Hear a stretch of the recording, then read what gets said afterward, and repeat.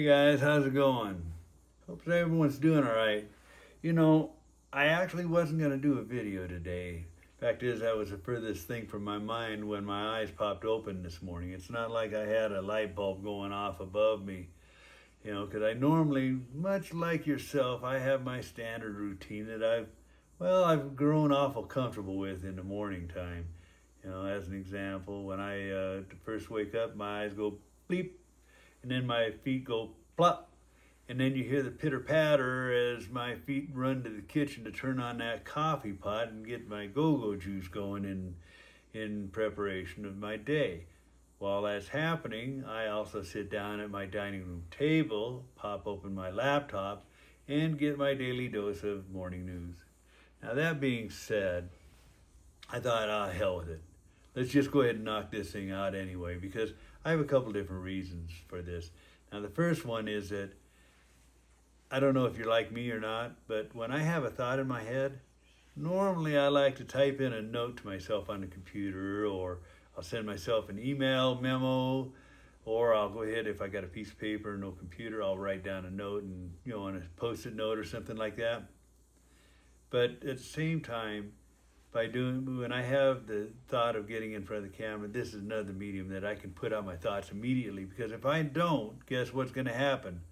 That thought that I have, it's out there in never land, and you'll never see it again, and I most likely will forget it. So I thought, let's go ahead and do the video.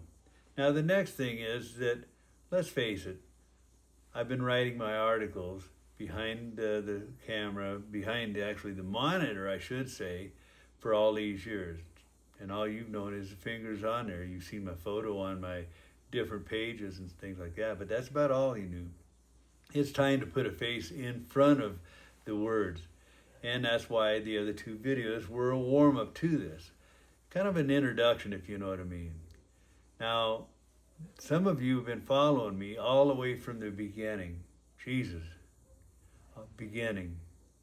That is 2016, 9 years ago.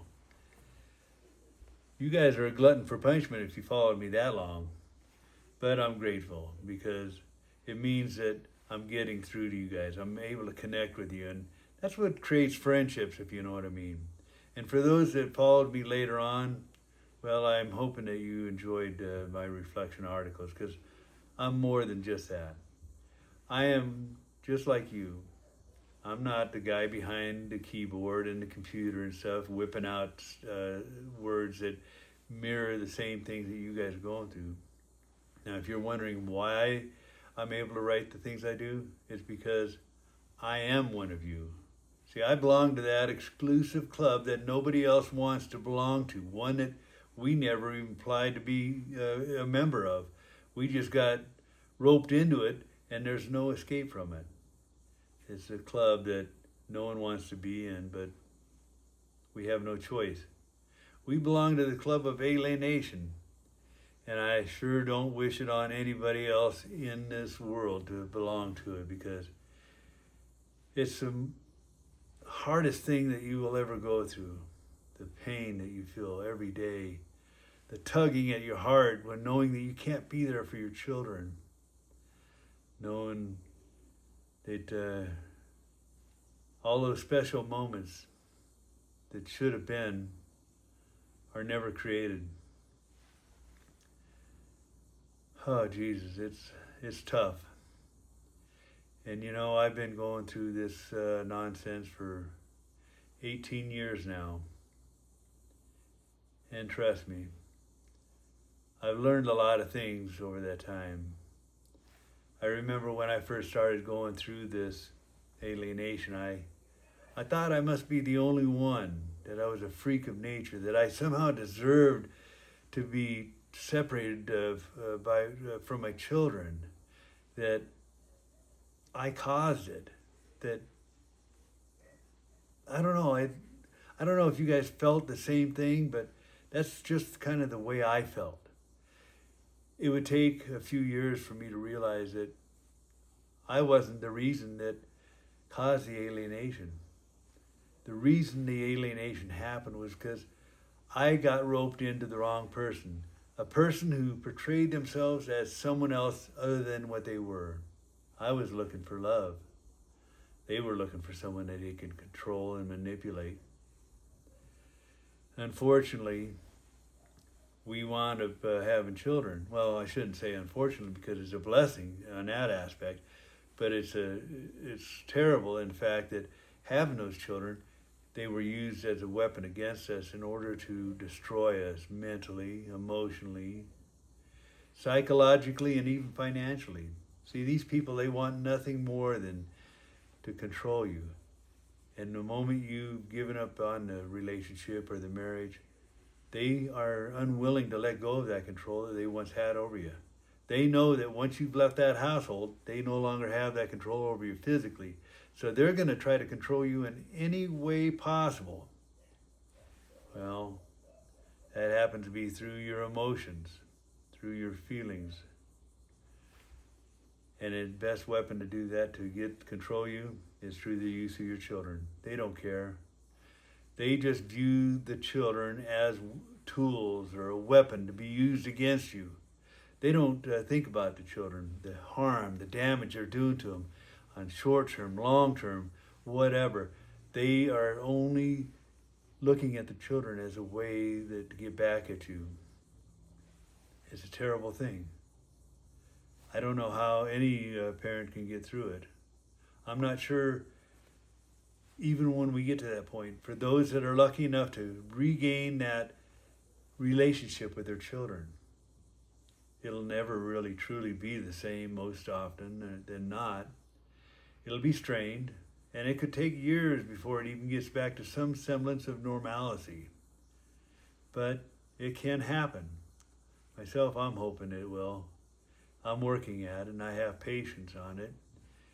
And I believe that one day my child will understand that I did everything trying to be a part of their life. I never lied. I never manipulated. I never implanted false memories like their alienating parent did. Instead, I wanted them to know that I love them, that I will always be there for them, and that nothing will ever change for that. That I will catch them if they ever fall. I wonder if the alienator feels the same way, or if they think of their children as inanimate objects to be used and thrown away later on. For that we'll never know, but what I do know is this, is that I've gained more empathy for the people around me because of the experiences I've had.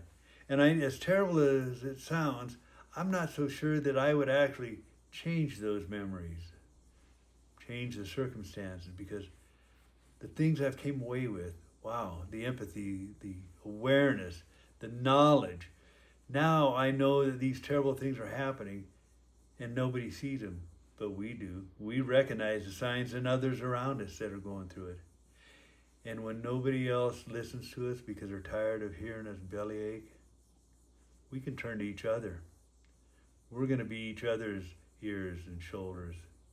We're going to be those soft words and of reassurance that each of us needs to hear from time to time, without judgment or anything else like that.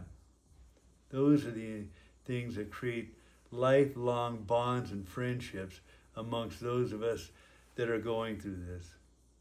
So don't think that you're alone. You're not. I'm here for you. The person to your right is there for you. We're all here together and for each other. So I will kind of end this for now, but I just want you to know that I care and others care, even when it looks like it's the darkest time of your life. And keep on believing, because your children will one day care, and they're going to wake up and understand that you've always loved them and you were always waiting for them in the wings. Until the next time I do another video, I hope you guys have a great day. Bye.